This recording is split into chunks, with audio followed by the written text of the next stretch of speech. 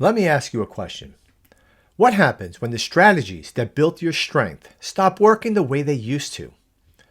Not because you stopped caring, not because you stopped trying, but because your body, your mind, your identity are being challenged all at once.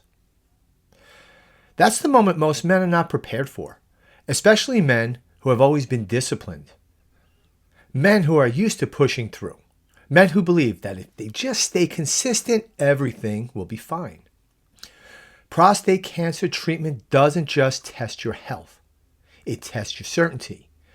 It quietly disrupts the routines, the confidence, and the internal compass you've relied on for years. And what makes this even harder is that on the outside, it can look like you're still doing everything right. You're walking, you're staying active, you're showing up. But internally, something feels misaligned. That experience has a name. I call it the fog of war. Not panic, not weakness, confusion. This episode is not about motivation. It's not about pushing harder. And it's not about pretending prostate cancer treatment doesn't change you. It's about understanding why the old framework stopped working and what kind of structure actually supports recovery, physically, mentally, and emotionally. It's also why I created Strong.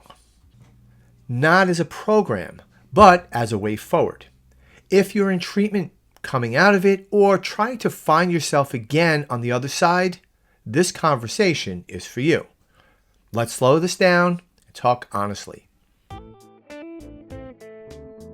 Walking for Health and Fitness podcast is about using simple, sustainable movement and mindset to support long-term health, especially when life or health challenges disrupt your routine. This podcast offers practical guidance and real-world perspective with the growing focus on supporting men navigating prostate cancer who are often told to stay active without clear direction. Each episode is here to help you move forward one step at a time. Let's begin. Why this conversation matters. Now, I want to slow this conversation down right from the start because prostate cancer doesn't just interrupt your health, it interrupts your sense of certainty. Most men I speak with aren't confused because they don't care. They're confused because they're trying to make sense of a situation that no one really prepares you for. You're given information, appointments, numbers, options, but very little guidance on how to live inside the experience. You're told to stay active. You're told walking is good. You're told to manage stress, and all of that is true. But here's what often goes unspoken. The body you're living in during treatment is not the body you used to know. Energy changes, recovery changes, confidence changes. And quietly, identity starts to shift. This isn't just a physical event. It's a psychological and identity level experience. I call this, again, the fog of war. You're doing things, you're showing up, but clarity feels inconsistent. You don't feel broken, but you don't feel grounded either. That's not failure, that's a missing structure. As you listen today, I want you to keep one question in mind. Where do you feel capable and where do you feel unsupported? Walking during treatment, what actually happened? Now, I want to be very clear and very honest here because this matters. Yes, I walked during prostate cancer treatment. Walking never disappeared from my life, but I did not walk the way I had before treatment. And that difference, subtle on the surface, was deeply discouraging. Before treatment, walking was automatic for me. It was rhythmic, it was grounding, it was part of who I was. During treatment, that rhythm was disrupted, not because I stopped believing in walking, but because I was operating inside what I now call the fog of war. The fog of war isn't panic, it's confusion. It's trying to make the right decisions while your body, your energy, your confidence are all changing at the same time. My doctors and many reputable sources recommended resistance training to reduce muscle loss during treatment. That's sound advice, so I followed it. I lifted weights, even though I'm a proponent of bodyweight exercises. I felt that by adding dumbbell lifting, I would ramp up my efforts to minimize muscle loss. And in the process, I hurt my shoulder. That injury mattered, not just physically, but also psychologically, because suddenly movement felt risky. I still walked, but not with the same ease, volume, or confidence I had before. And that reduction, even though it was understandable, quietly discouraged me. I didn't stop walking, but I lost momentum. What made this especially humbling was this. I had decades of experience. I had written books, I had recorded videos, I had taught walking for years. And still inside the fog of war, I was somewhat lost. Not lost because I didn't know walking worked. Lost because I was trying to reconcile expert advice, physical changes, and uncertainty without a clear framework to guide decisions. Walking was still helping me, but without structure. Without structure, it no longer felt anchored, it felt conditional. And that's an important distinction. Even experience doesn't protect you from confusion when the context changes. This is why I say walking is essential, but not sufficient. Walking supports the body, structure supports the man. And during treatment, I needed both. A personal experience, the summer everything changed. I want to take you back to the moment when everything truly shifted for me. May 28th, I received my first ADT injection. And it's important to understand what that means. Androgen deprivation therapy, ADT, works by dramatically reducing testosterone in the body. Testosterone isn't just about libido or muscle mass. It affects energy, mood, cognition, motivation, and how connected you feel to your own body. The goal is medical and necessary, but the side effects can be profound. For me, those effects came on quickly. Within weeks, I felt deeply tired in a way I had never experienced before. Any physical exertion, even mild, left my body feeling like it was buzzing. Not energized, not sore, buzzing is the best way I can describe it. Something as ordinary as mowing the lawn became a challenge. Now, I live on a hill, and as I pushed the mower back and forth, front yard, backyard, I had to stop repeatedly just to catch my breath. That had never happened to me before. When I finished, I wasn't just tired, I was wiped out. I'd spend the rest of the day reclining in the chair, trying to recover. Now, during this time, my walking became inconsistent, not because I stopped believing in it, but because the fog of war had begun to take hold, and that inconsistency started to affect how I thought. I began doing something I had never done before. I doom scrolled. I'd sit in my recliner and scroll through social media aimlessly and endlessly. Before treatment, I never did that. I couldn't focus. I'd open Netflix or Amazon Prime, scroll through the movie after movie, add them to my list, and then never watch them. I couldn't settle.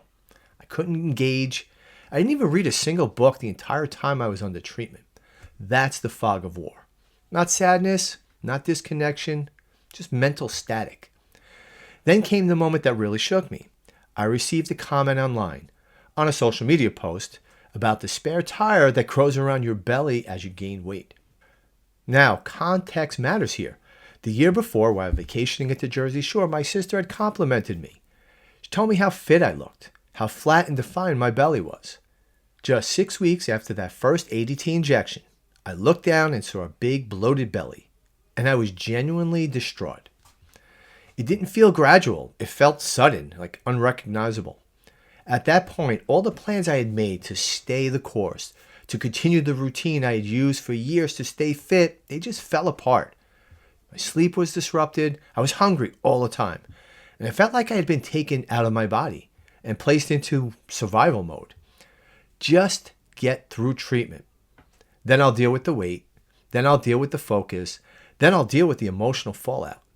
This was the moment I truly needed outside support, someone to talk to, someone who understood what ADT does, not just medically, but mentally and emotionally. And yet in the fog of war, I didn't follow through on that. Eventually, I made a decision. I told myself, just get to the other side. I received my second ADT injection in August. Then came 28 radiation treatments starting in mid-September and ending October 23rd. Those were emotionally challenging months, and in hindsight, I can say this clearly. That period could have been handled differently, and with far better results. Had I had a personal one-on-one guidance during that time, even experts need support when the context changes. That realization became the foundation for everything that came next. I'm sharing all of this with you for one reason, not for sympathy, not to dramatize treatment, but to tell the truth about what actually happens when your body, mind, and identity are all being challenged at the same time. What I experienced wasn't unique. That's what happens when a man tries to rely on routines that were built for a different version of himself. I didn't lose motivation, I lost alignment. And this is where many men quietly get stuck, not because they stop caring about their health, but because consistency starts to feel fragile when the body no longer behaves the way it used to. And that's what I want to talk about next. Why consistency breaks down, not suddenly, not dramatically, but quietly, and why that breakdown has nothing to do with willpower. Why consistency breaks down. Now let's talk honestly about why consistency breaks down during prostate cancer treatment. Because for me, it wasn't laziness, and it wasn't for lack of discipline, and it definitely wasn't a lack of knowledge. Consistency broke down because I no longer felt physically fit and strong. And when you've built your identity around being capable, around being active, losing that feeling changes how you see yourself. Quietly at first, I started believing that something was wrong with me, something that couldn't be improved during treatment. So instead of adjusting my expectations, I tried to outperform the treatment. I was looking for the perfect workout, the perfect routine, the perfect way to handle treatment. I told myself, prostate cancer treatment isn't going to change me. That belief came from determination, but it wasn't grounded in reality. The drugs were stronger than my willpower. Determination without adaptation turns into frustration. What I see clearly now, what I couldn't see in the fog of war is this. I was chasing perfection when progress was the only thing available. And sometimes the most productive thing I could have done was to step back and rest. In fact, my love, Peggy, finally had enough of my dozing off briefly in the recliner and strongly but lovingly suggested I go into our guest bedroom and take a real nap, or else. I needed real rest and sleep, not because I was weak, but because my body was under an enormous psychological and physiological load. There's research that helps explain this. Androgen deprivation therapy doesn't just lower testosterone. It affects muscle mass, fat distribution, it's my spare tire, fatigue, sleep, mood, and cognitive clarity. Studies published in the Journal of Clinical Oncology and European Oncology consistently show that men on ADT experienced increased fatigue, reduced physical performance, and higher rates of emotional distress even when they remain active. In fact, cancer-related fatigue is not the same as being out of shape. It's treatment-driven, whole-body response. And pushing through it as if it was ordinary tiredness, it often backfires. How Strong was born and why it changed everything. After my 28 radiation treatments ended mid-September through October 23rd, something subtle but important happened. My mindset shifted. Up until that point, my focus had been singular. Just get through this. Get through the injections, get through the fatigue, get through the fog, get through the disruption. But once treatment ended, a new question emerged. I wasn't asking, how do I survive this anymore? I was asking, what now? More specifically, how do I get back in shape physically, mentally, and emotionally after everything I've been through? At first, my instinct was to try to get back to the old me, the version of me before ADT, before radiation, before the fog of war. But something didn't sit right with that because I wasn't the same man anymore. That's when the real work began. Okay? The morning routine that reset everything. Now, the first shift happened in the mornings. I began reading again. That alone was significant because I hadn't read a single book during treatment. I reached for a book that had been sitting on my shelf for years. It was a 3-minute devotional for men. I wasn't looking for answers. I was looking for grounding. Then I picked up Lessons from Napoleon Hill, another book that had been waiting patiently on my shelf. I committed to read 1 chapter a day. No pressure, no catch-up, just presence. Shortly after that, I opened my gratitude journal, another book I had owned for 2 years and never used. Each morning, I wrote a few lines, not about goals, about appreciation. That practice did something important. It brought me back into my body. Gratitude reconnected me to myself when motivation couldn't. So when the inside shifted, the outside followed. As that morning routine took shape, Other changes followed naturally. I began walking again, but differently. Not chasing miles, not chasing performance, walking with enjoyment, with presence. Peggy and I joined a yoga studio, and that experience was eye-opening. It showed me just how tight, physically and emotionally, I had become during my cancer battle. Yoga wasn't about flexibility, it was about release. I began focusing intentionally on rest, on nutrition, not to punish my body, but to support it. Slowly, the weight I had gained during treatment began to come off. More importantly, my outlook brightened. When the nervous system settles, progress becomes possible again. What I later learned through research is that this sequence matters. Studies in psycho-oncology and behavioral medicine consistently show that recovery after cancer treatment is most successful when physical activity is paired with mindset work, emotional processing, and social support.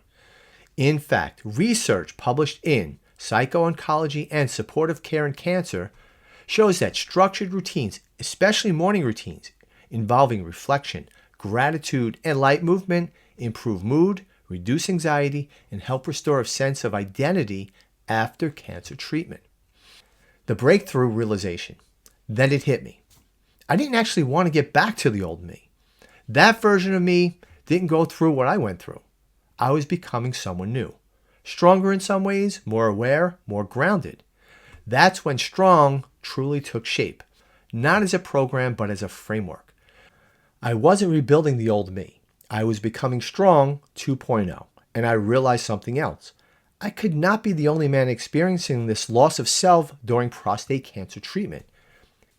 And I didn't want other men trying to figure this out alone, inside their own fog of war.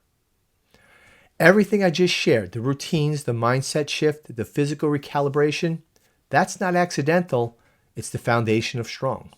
In the next segment, I want to clearly explain what strong is, how it's structured, and how it's designed to help men move from survival to strength, not by pushing harder, but by rebuilding from the inside out. The strong framework, what it is and how it works. At this point, it's important to clearly explain what strong actually is, because strong isn't a motivational system, it's not a workout plan, and it's not about fixing yourself. Strong is a structured coaching framework designed to help men rebuild clarity, confidence, and physical capability during and after prostate cancer treatment without relying on willpower alone. It exists because cancer treatment doesn't just affect one part of your life, it affects everything at once. Strong gives structure to that reality. So this is strong. S. Set your mind each morning. Strong starts with the mind on purpose. Because if you don't consistently set your mind each morning, the day sets it for you, often with uncertainty or fatigue or frustration. This isn't positive thinking, it's orientation. It's helping a man begin the day grounded instead of reactive. There's strong evidence that morning routines involving intention, reflection, and gratitude reduce anxiety and improve emotional regulation in cancer survivors. The T stands for train your body with walking and strength. Movement is essential, but it has to match the season you're in. Strong uses walking as the foundation because walking supports circulation, mood, recovery, and confidence. Strength work is introduced thoughtfully, not to chase performance, but to preserve function. This is about supporting the body, not challenging it to prove something. Studies consistently show that moderate walking and appropriately scaled resistance training improve physical function and fatigue levels during and after prostate cancer treatment. The R stands for refuel intelligently and nurture gut health. Treatment disrupts appetite, metabolism, and hormone balance. Strong addresses nutrition, not through restriction, but through support. Fueling for energy, fueling for recovery, fueling to stabilize mood. Gut health matters here more than most men realize. Nutrition and gut health play a measurable role in fatigue, inflammation, and mental clarity during cancer recovery. The O in strong stands for optimize rest and recovery. Now, most men underestimate recovery. Strong treats rest as an active part of healing, not something you earn after doing more. Sleep, downtime, nervous system regulation, these aren't optional. They are foundational. Recovery is where adaptation happens. The N stands for navigate the mental battle and identity shift. Now, this is where most programs stop and where strong goes deeper. Prostate cancer challenges identity. It quietly asks, who am I now? Strong helps men navigate that shift without judgment, without pretending nothing changed, and without getting stuck trying to go backward. And the G stands for Grow into Strong 2.0. The final step isn't about returning to the old version of yourself. It's about growing into the man you're becoming now. Strong 2.0. More aware, more intentional, more grounded. Strong isn't about going back. It's about moving forward with clarity. So I want to clarify something because this matters. Walking is still the foundation of everything I teach. In fact, many men begin by rebuilding consistency and confidence through a structured walking routine. But walking alone doesn't address the full picture during prostate cancer treatment. That's why Strong exists, to build structure around that foundation. For some men, a walking-based program is the right place to stabilize first. For others, they're ready for deeper guidance. Strong is designed to meet men at that next level. Now, I want to say this carefully. If you're listening to this episode and thinking, this explains what I've been feeling, or I wish I had this kind of structure earlier, you're not alone. Strong exists because men don't need more information. They need guidance through the fog of war. Coaching isn't about being told what to do. It's about having someone who understands the terrain and walks it with you. Now, I offer a Strong coaching clarity call. It's not a sales call. It's a conversation. It's a chance to talk through where you are and what kind of support would actually help. You can learn more or book that conversation at walkingforhealthandfitness.com/prostate cancer clarity call. That's it. No menu of options, no pressure, just clarity. Before we close, I want to bring this together. What I've shared today isn't about doing more. It's about understanding why the strategies that work before treatment often stop working during and after treatment. Walking still matters, movement still matters, discipline still matters, but context matters more. Prostate cancer treatment changes the body, the nervous system, and the way we relate to ourselves. Strong exists because men don't need more willpower during this time. They need structure that respects reality. This gives closure without repeating content. As you head into your next walk, consider this. Are you measuring yourself against who you were instead of caring for who you are right now? That shift alone can change the entire recovery experience. If this episode helped you put words to something you've been experiencing and you don't want to figure the next phase out alone, I offer a Strong clarity call. It's not a sales call, it's a conversation. You can learn more or book that conversation at walkingforhealthandfitness.com/clarity call. Let me close with this. Healing isn't about getting back to who you were. It's about becoming strong enough for who you are becoming. This is Frank. Walk on and stay strong.